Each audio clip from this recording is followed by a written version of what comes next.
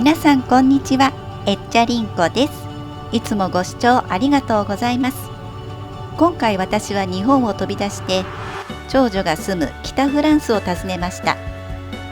2週間の滞在のハイライトをまとめましたので、最後までどうぞお楽しみください。ヨーロッパ最大の農業国フランス。街を出るとすぐにトウモロコシ、じゃがいも、小麦などの広い農地が広がります。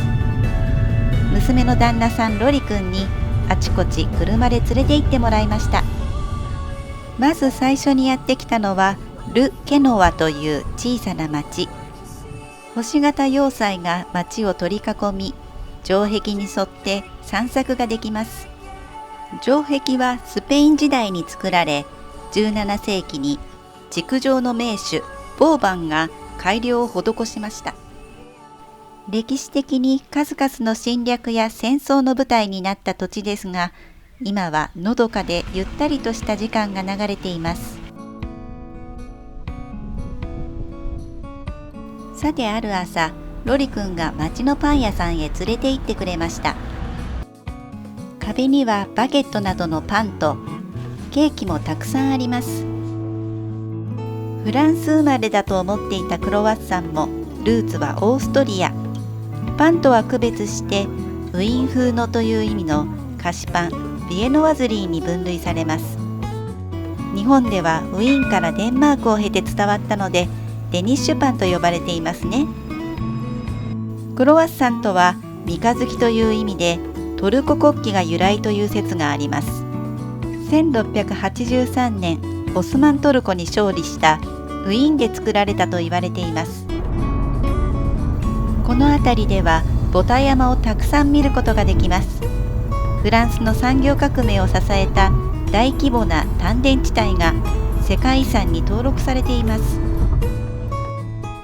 次にやってきたのはランスという町。閉山された炭鉱の跡地にルーブル美術館の別館ルーブル・ランスがあります。建物はコンペを勝ち抜いた日本の建築ユニットによるものです。倉庫のスペースがガラス張りになっているのも面白いですね。まずは風景をテーマにした特別展に入りました。特別展は有料でした。常設展示室である時のギャラリーは広々としたワンルーム空間になっています。5000年にわたる世界の美術品が年代順に展示されています。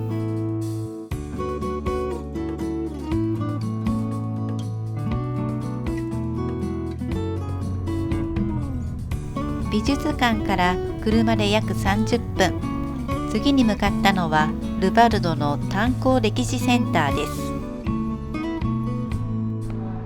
す。ユネスコに登録された大規模な工業地帯、ノール・パドカレー地方の炭田地帯。この施設はその中心部に位置しています。1971年に閉鎖された炭鉱を産業遺産として保存し、1984年から公開しています。労働者の日常生活を知ることができます。炭鉱で働く人々が一斉に体を洗ったバスルーム、そして天井からは服がぶら下がっています。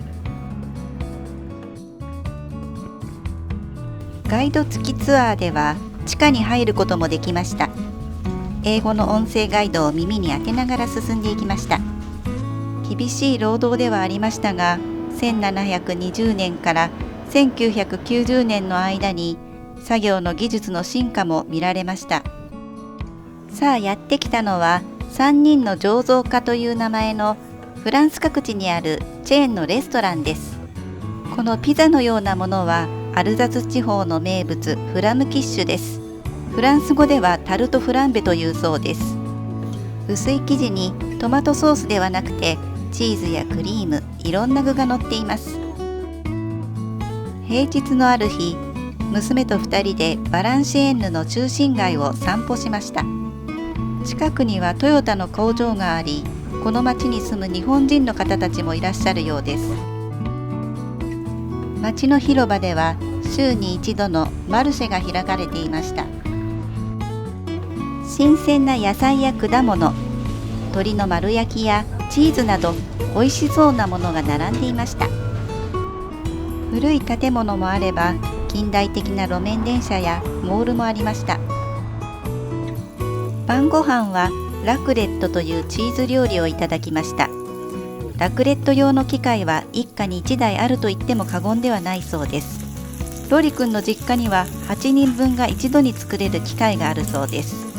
秋冬の定番料理でとろりと溶けたチーズをハムやじゃがいもに乗せて食べます。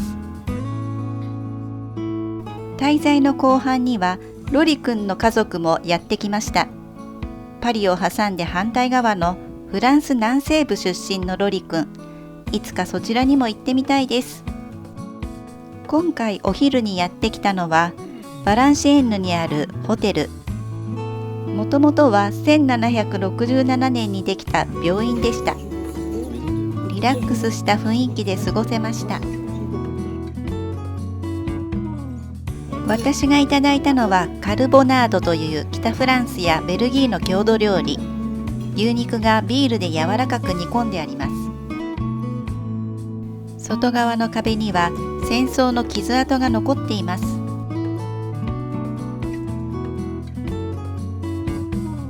ロリ君の弟がお土産にくれたボルドー地方伝統の菓子カヌレ。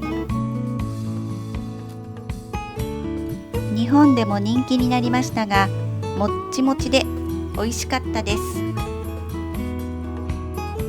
次の日、みんなでやってきたのはベルギーの国境と接しているフランス北部の都市リールです。ベルギーのブリュッセルやイギリスのロンドンへも非常にアクセスが良く、北の玄関口と呼ばれています。最初にやってきたのはテアトル広場。こちらにあるのはオペラ座で、その隣が商工会議所の時計台です。美しい建物が並んでいます。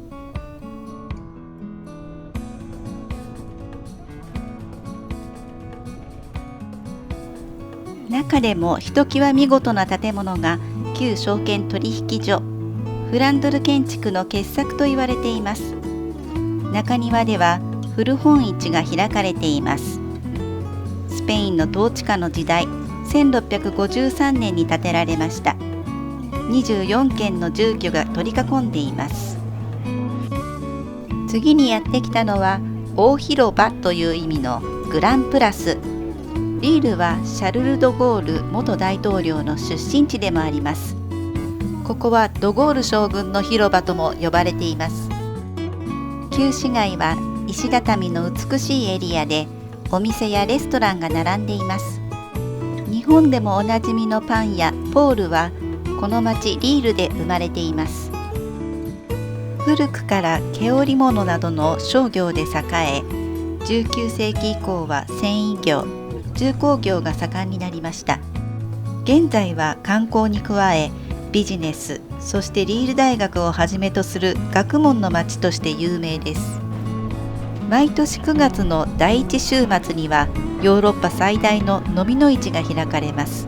総数1万の露店に200万人が訪れるそうです。こちらはリール大聖堂。裏側から入ってみました。正面の方は対照的にモダンな作りになっていました。教会の中には8つのチャペルがあります。旧市街の西側にはリールの城塞があります。お堀にあるレストランに入りました。ペニッシュと呼ばれる船を改造したレストランです。目の前にあるお水用のガラスのコップ、ロリ君がそこを覗いています。デュラレックス製のコップの底にはそれぞれ数字がついていて、それを年齢に見立てて遊ぶのだそうです。あなたは2歳ね、私は15歳というように、なんだかかわいいですね。こちらの城塞も有名なボーバンによる設計で星型要塞です。現在も軍の施設として使われているため、中に入ることはできません。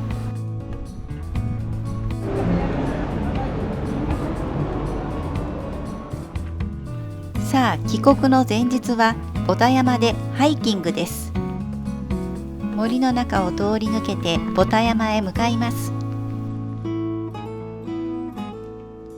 ボタ山とは石炭を掘るときに出た不要な石炭や石などを捨てた山のことです。ここサバティエの炭鉱は1913年に採掘が始まりました。頂上に着くと見渡す限りの森が広がっています。ボタ山を降り、森を通り抜けると残されたヘッドフレームの足元にたどり着きました。サバティエの炭鉱は1980年に閉鎖されました。ここで地上と地下を結び、石炭や労働者を上げ下げしていたんですね。滞在の最後を締めくくるのはやっぱり甘いお菓子ですね。私はマカロンを数種類選びました。